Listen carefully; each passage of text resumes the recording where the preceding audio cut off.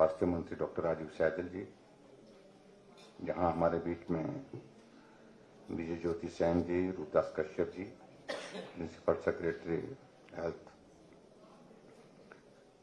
Shri Subhashish Panda ji, director medical education और जिनके पास principal Atal institute of medical super speciality Chamaina का काम भी है, doctor Rajneesh Pathania ji, principal IGMC Shimla doctor Sita Thakur ji, principal dental medical college Shimla doctor Ashu Gupta ji, यहाँ हमारे बीच में हमारे बलदेव तोमर जी, रवि मेहता जी, जितेंद्र जी, और यहाँ विभागों के आए अन्य सभी अधिकारीगण, सभी डॉक्टर साहिबान उपस्थित यहाँ पत्रकार मित्र। निश्चित रूप से हम सबके लिए सौभाग्य की बात है कि आज नवरात्रि के बीच में हम एक बहुत शुभ कार्य यहाँ पर देश के लिए स्वास्थ्य सुविधाओं की दृष्टि से करने के लिए कर रहे हैं। और ये चमैना का हमारा जो सुपर स्पेशलिटी हॉस्पिटल यहाँ पर बन करके जहाँ पर तैयार हुआ, लोग बहुत लंबे समय से इसका इंतजार कर रहे थे।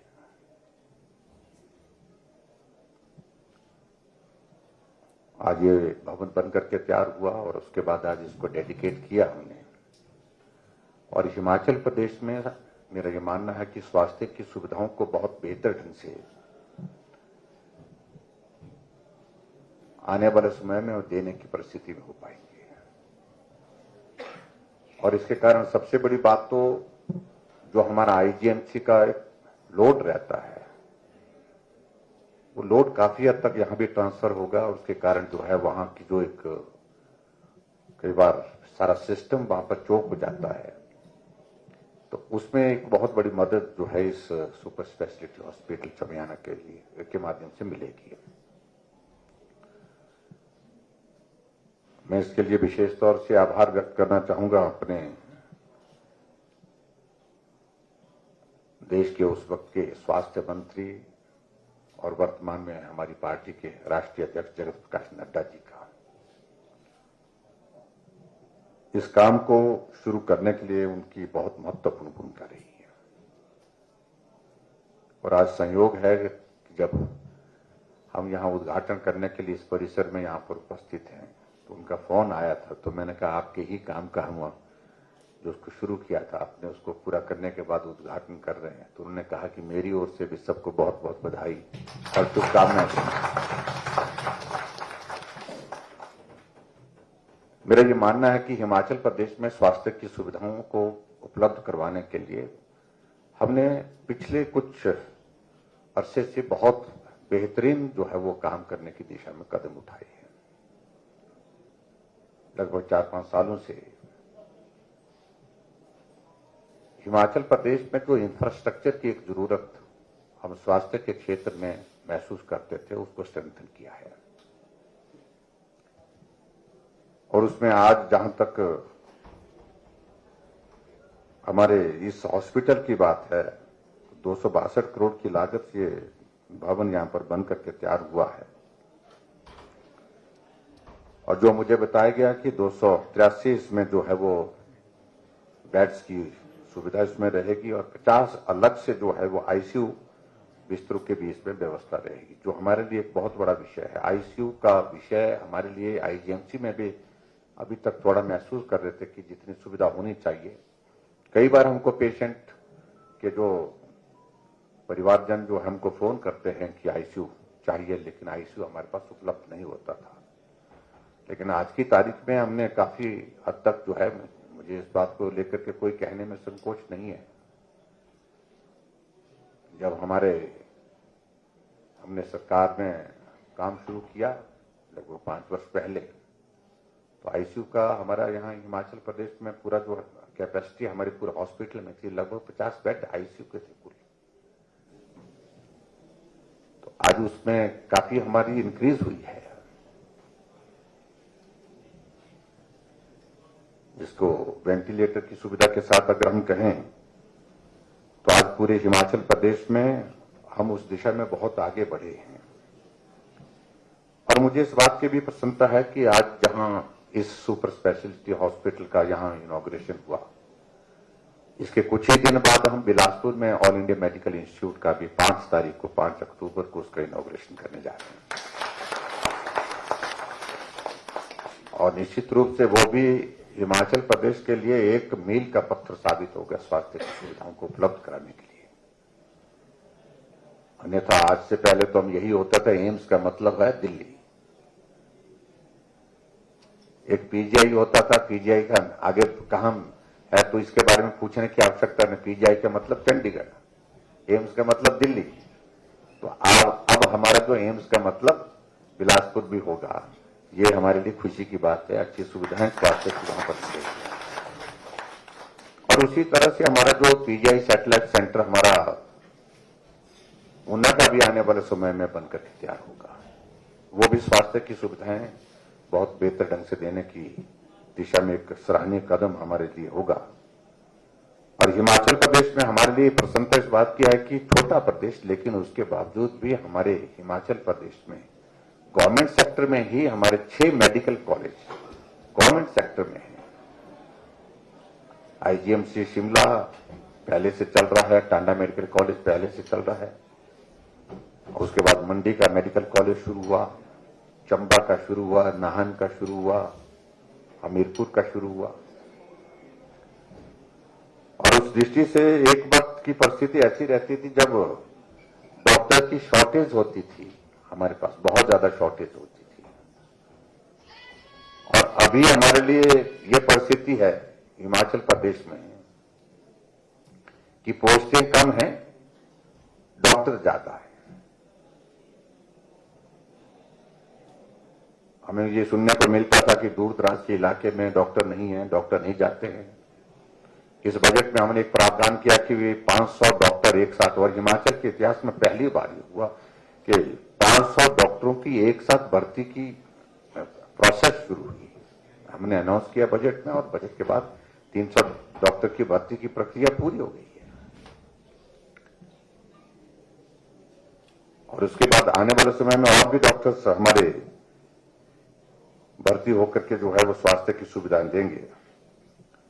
यहां सबसे बड़ी बात है कि जो भी सारी टेक्निकल चीजों को लेकर के यहां पर डॉक्टर राजीव सैजल जी ने, क्योंकि इनका विभाग है, इन्होंने भी कह दिया, और हमारे डॉक्टर पठानिया जी ने भी बहुत विस्तार से सारी बातों का जिक्र किया, क्या क्या सुविधाएं यहाँ पर उपलब्ध है। मैं सारी बातों में जाना नहीं चाहता, लेकिन सुपर स्पेशलिटी हॉस्पिटल का अभिप्राय अपने आप में, कॉन्सेप्ट में क्लैरिटी है कि जो सबसे बेहतरीन स्वास्थ्य की सुविधाएं पूरे विश्व में, दुनिया में, देश में जो उपलब्ध है, उनमें से बहुत सारी सुविधाएं यहां पर भी उनमें से उपलब्ध होंगी।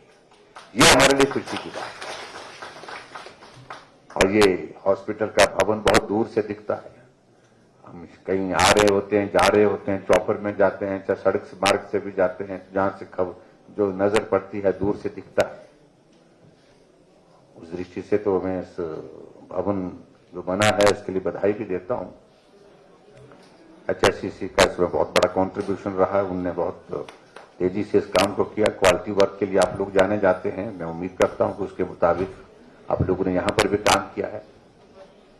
पर ऐसे में सिर्फ एक ही चीज को लेकर के मैं थोड़ा सा चिंता, आज मुझसे आप शिलान्यास करा रहे थे, तो मैं शिलान्यास करा रहे थे जो हमारे 25 करोड़ की लागत से जो हमारा क्रिटिकल केयर ब्लॉक जो है उसका शिलान्यास आपने किया, और उसके साथ साथ में दूसरा आपने जो है वो 42 करोड़ रुपए की लागत से एडवांस डायग्नोस्टिक सेंटर का उसका भी शिलान्यास किया। शिलान्यास तो हुआ है, लेकिन मैं जमीन देख रहा था कि जमीन कहां है, तो कहा कि इस तरफ है, उस तरफ है, कहां भी है, लेकिन जो भी है, काश हमारे पास ऐसी स्थिति होती कि यहां जमीन अच्छी होती, जमीन यानी कि जमीन खुली जो है वो और भी ज्यादा जो है उसमें सुविधाएं उपलब्ध कराना हमको आसान होता है।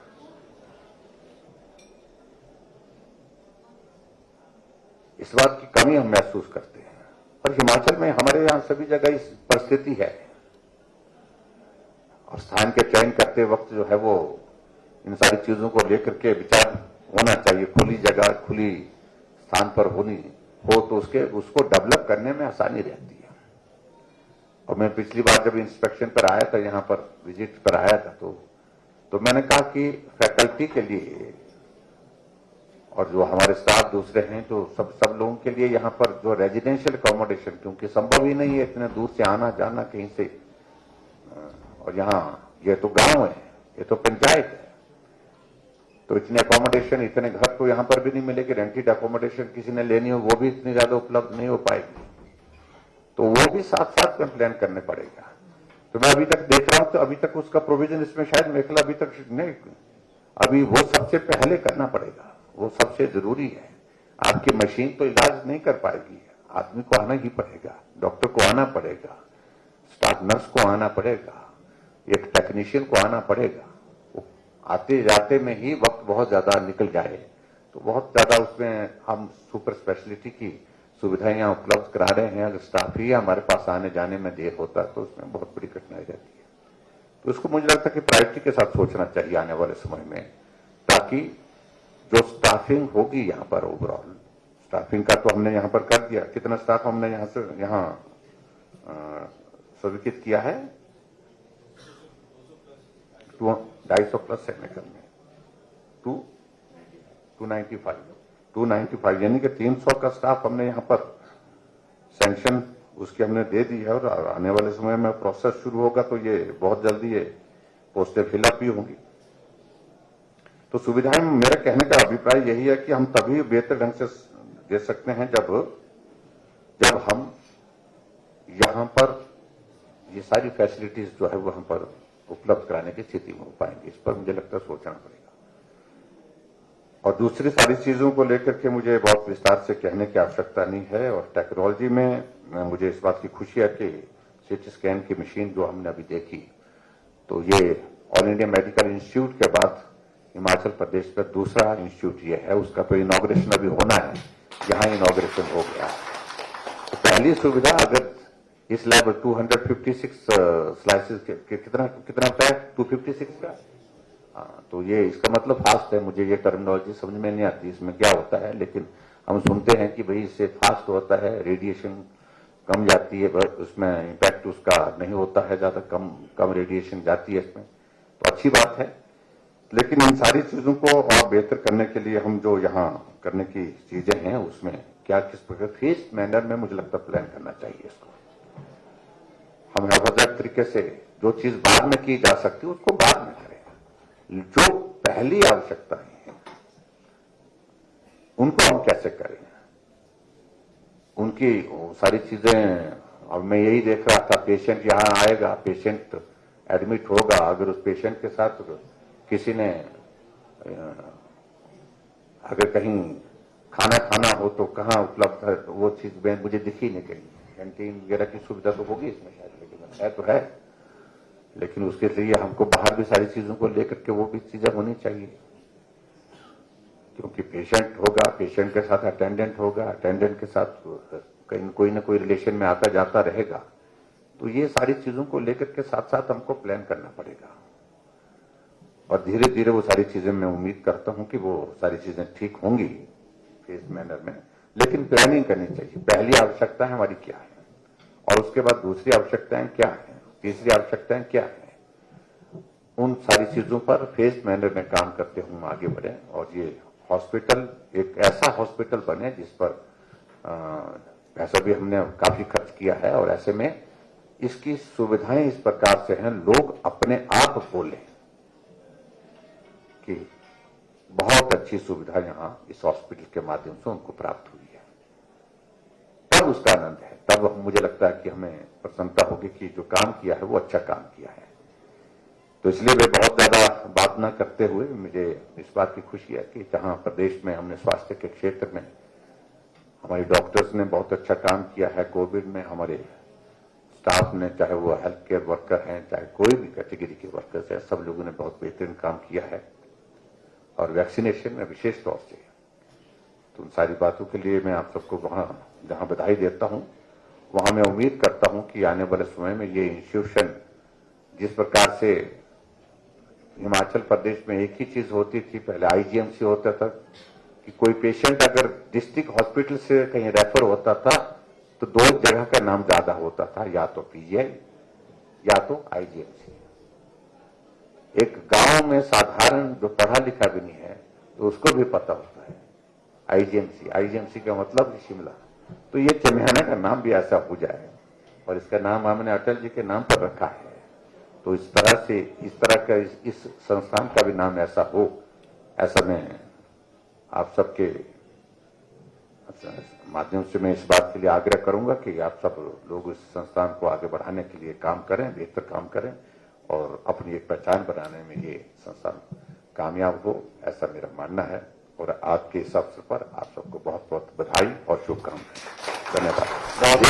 लेकर के यहाँ स्थानीय लोगों ने कहा है कि जो स्टाफिंग वगैरह जो लोअर लेवल पर होनी है, जो खासतौर से जो आउटसोर्स वगैरह में जो आप लोगों ने यहाँ रखने हैं, उसमें पहले जब ये जमीन का मामला यहाँ आया था शायद, तो उसमें बातचीत हुई है और बातचीत में ये जिक्र आया कि स्थानीय लोगों को प्राथमिकता दी जाएगी।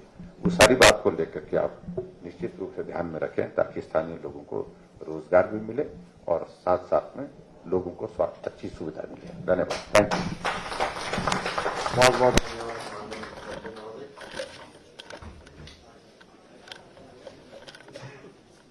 आभार उद्बोधन के लिए हमारा आग्रह डॉक्टर सुनील शर्मा जी से।